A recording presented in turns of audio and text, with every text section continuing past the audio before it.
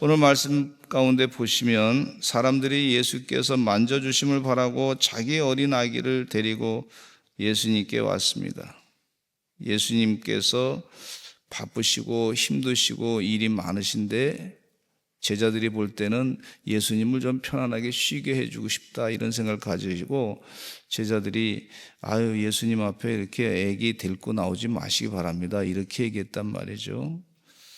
근데 옛날에는 지금은 어린아이들이 상당히 대접받는 그런 시대이지만 옛날에는 어린아이들이 대접을 잘 못 받는 시대라고 볼 수가 있습니다.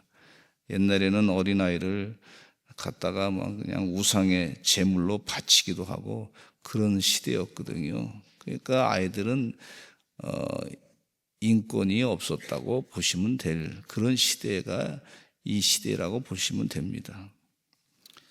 그런데 그 아이들을 그래도 부모님은 아이들을 사랑하는 마음으로 하나님의 축복을 받게 하기 위해서 어린아이들을 예수님께 데리고 와서 만져주심을 바랬다.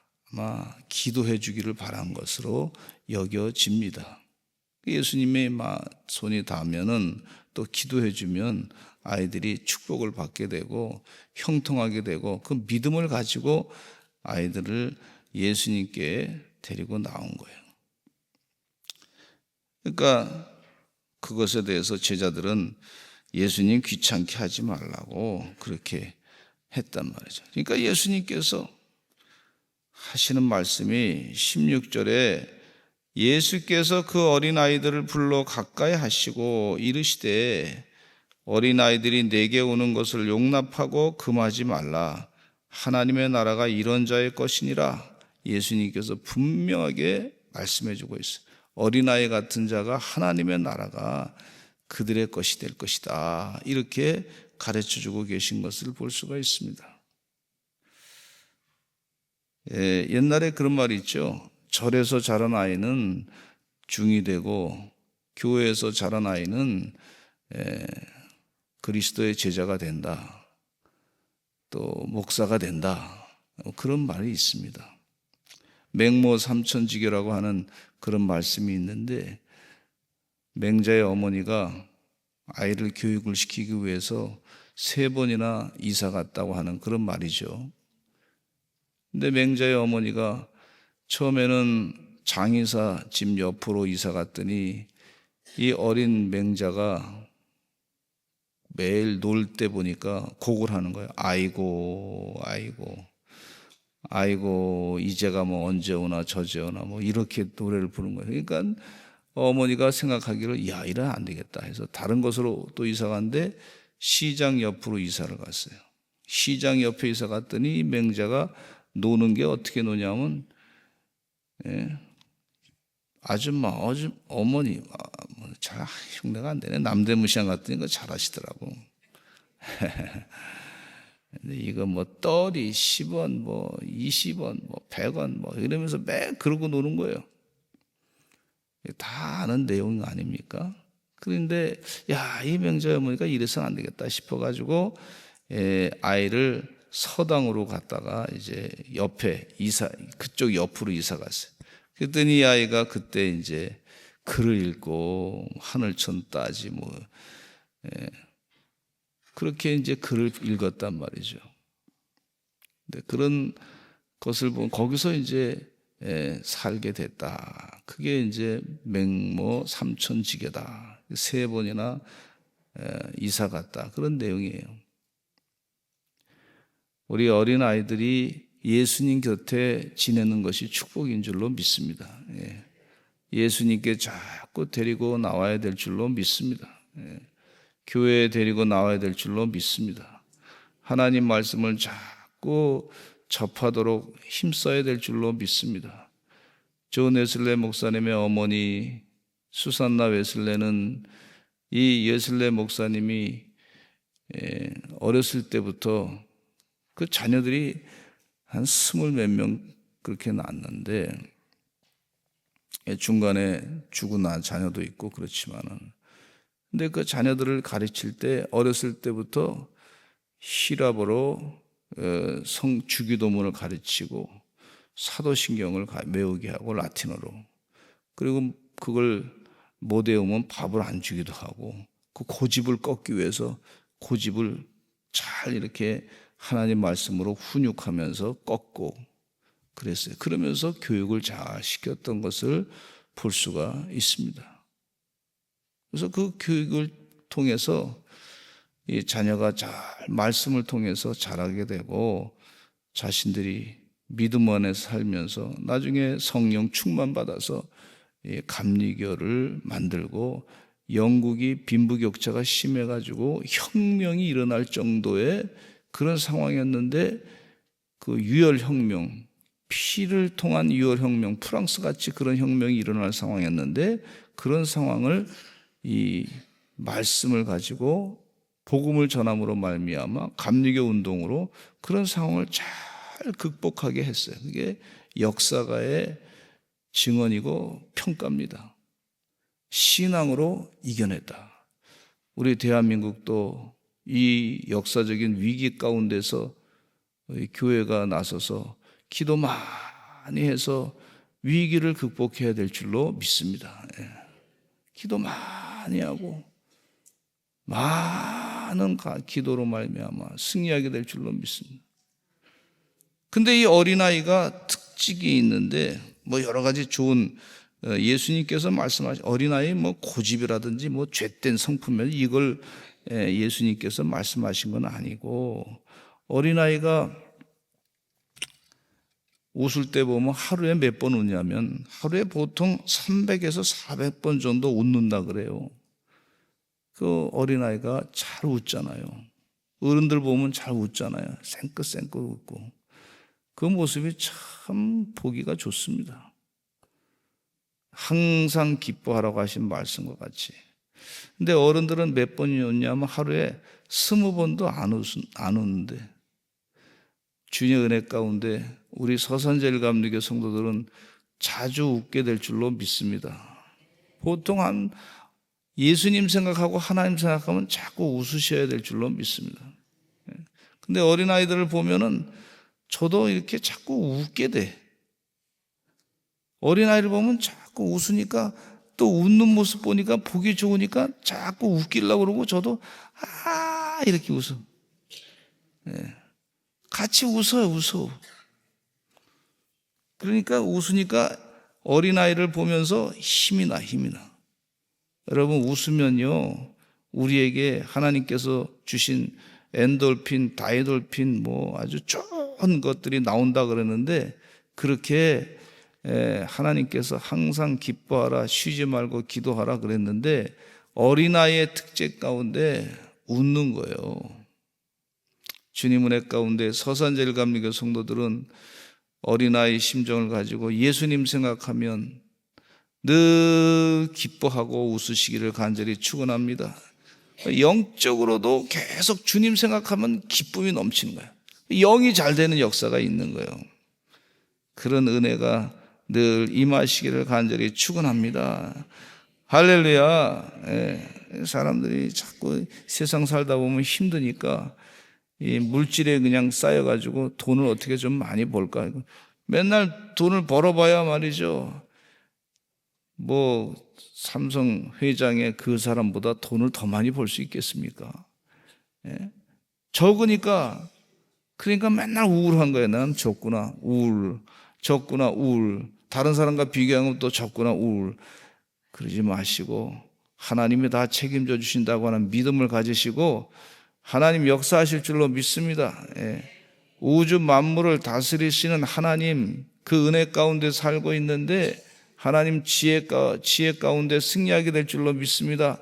그러면서 항상 기뻐하는 은혜의 삶을 사셔야 될 줄로 믿습니다.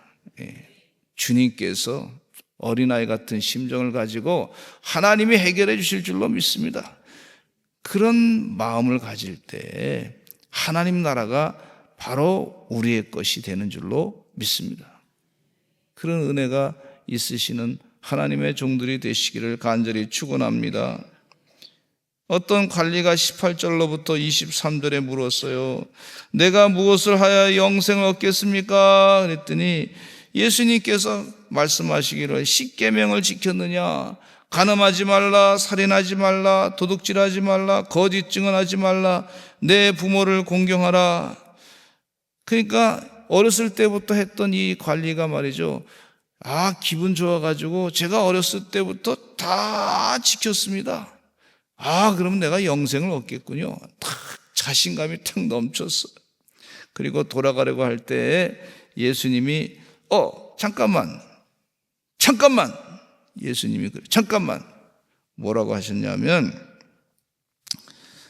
그런데 내게 아직도 한 가지 부족한 것이 있는데 내게 있는 것을 다 팔아 가난한 자들에게 나눠주라 그랬단 말이죠. 그리고 나를 따르라. 그리하면 하늘에서 내게 보화가 있을 것이다. 그렇게 예수님이 말씀해. 잠깐만!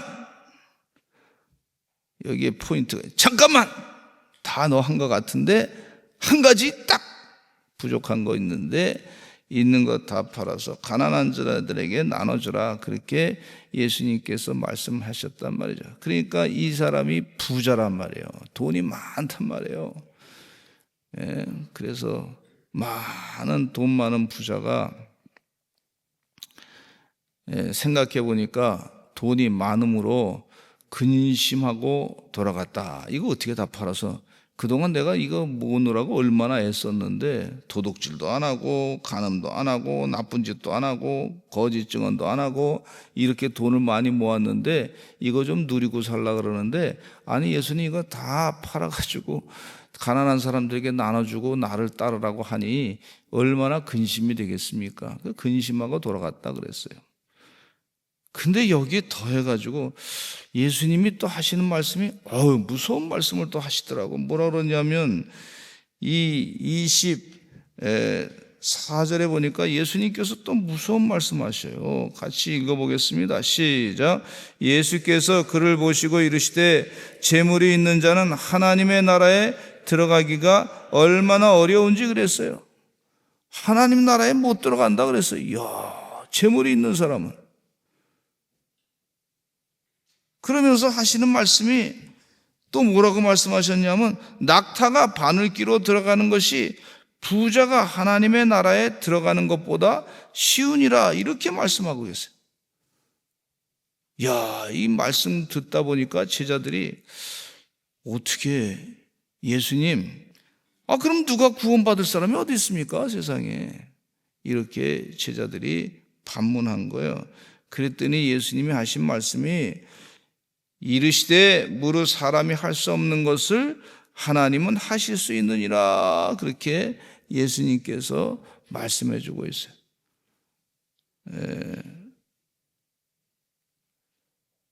우리 그러면 이 말씀 가운데 어떻게 생각하냐면, 그럼 무조건 가난한 사람이 다 가느냐 천국에. 근데 그것도 가난해도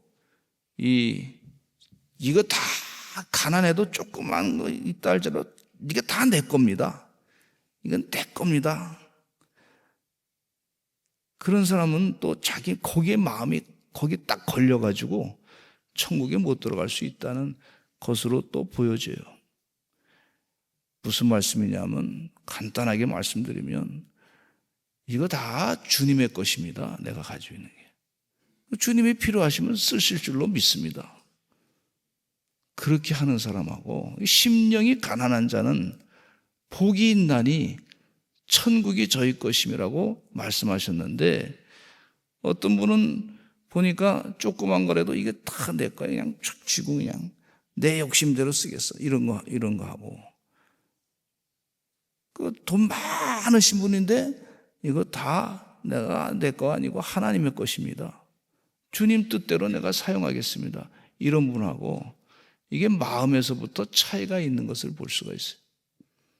주님 은혜 가운데 우리 서산제일감리교 성도들은 무엇을 하나님께서 다 주셨든지 청지기의 사명을 잘 감당하시고 이거 다 주님의 것입니다. 나는 그냥 관리자입니다. 이런 믿음을 가지고 사시기를 간절히 축원합니다. 하나님께서 그렇게 하라고 말씀하고 계세요. 삭개오는요, 그동안 돈이 전부 모으는 게 자기 목적이었어요. 키도 작고. 근데 예수님 좀 만나기 위해서 갔더니 키가 작아가지고 사람들이 많이 예수님 앞에 있으니까 뽕나무 위로 올라가가지고 말이죠. 예수님을 바라봤더니 예수님께서 삭개오와 내려오라 그랬어요. 근데 오늘 내가 네 집에 가야 되겠다. 그리고 예수님께서 삭개오 집에 갔는데 삭개오가 뭐라냐면 예수님 내가 재산을 팔아가지고 반을 가난한 사람들에게 나눠주겠습니다. 그리고 남의 것을 빼앗은 것 있으면 그러면 4배나 갚겠습니다. 그렇게 삭개오가 말했어요. 그러니까 예수님께서 이 사람도 아브라함의 반열에 들어간 구원받은 가정이다. 예수님이 그렇게 칭찬하신 것을 볼 수가 있어요. 예수님 만나고 난 다음에 삶이 바뀌어졌어요. 이전에는 목적이 재물 모아가지고 어떻게든지 잘 세상에서 살아보려고 하는 것이 인생의 목적이었는데 이제는 목적이 내가 주님의 뜻을 이루는 사람으로 살겠습니다. 그렇게 결단하니 주의 은혜 가운데 이 사람도 구원받았습니다. 그렇게 예수님께서 말씀해 주신 것을 볼 수가 있어요. 우리 서산제일감리교 성도들은 온전한 구원을 다 이루시는 복된 주의 청직의 삶이 되시기를 간절히 축원합니다. 근데 사람은 할 수 없으되 하나님은 할 수 있느니라. 구원은요. 그렇게 말씀해 주고 있어요. 주의 은혜 가운데 선한 영적인 영향력을 미치는 주의 거룩한 종들이 되시기를 간절히 축원합니다. 이 세상 살면서 우리에게 일용할 양식은 꼭 필요합니다. 일용할 양식을 주옵소서 간구해야 됩니다. 그리고 직장생활 열심히 하지 않습니까?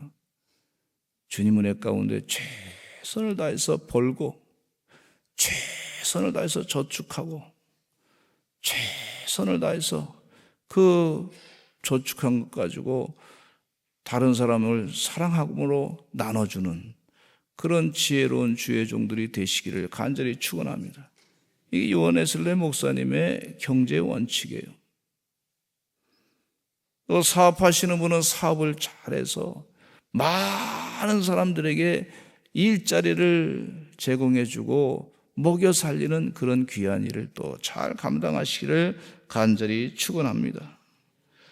그래서 하나님의 뜻을 따라서 이건 내 것이 아니고 하나님의 것입니다. 내가 잠시 맡았습니다.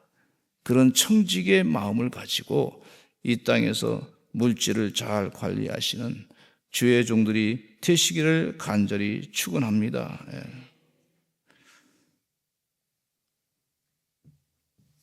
그 다음에 이 말씀 가운데 29절에 우리 같이 한번 30절까지 읽겠습니다. 시작. 이르시되 내가 진실로 너에게 이르노니 하나님의 나라를 위하여 집이나 아내나 형제나 부모나 자녀를 버린 자는 현세 여러 배를 받고 내세 영생을 받지 못할 자가 없느니라. 이렇게 아멘. 이 말씀 가운데 어떤 분은 그럼 집, 아내, 형제 다 버리냐? 그렇지만은 않습니다. 디모데전서 5장 8절에 보면 사도 바울이 목회자 디모데에게 이렇게 말씀하고 있어요. 누구든지 자기 친족, 특히 자기 가족을 돌보지 아니하면 믿음을 배반한 자요 불신자보다 더 악한 자다. 이렇게 또 말씀해 주고 있어요. 그것도 하나님 말씀이란 말이에요. 그러니까 말씀이 이렇게 그냥 잠깐 볼 때는 충돌하는 걸 볼 수가 있어요. 그런데 이 말씀을 잘 보시기 바랍니다. 주님의 뜻이 먼저 우선순위고 이 세상에 집, 아내, 형제, 부모 이것이 우상이 되지 말아요.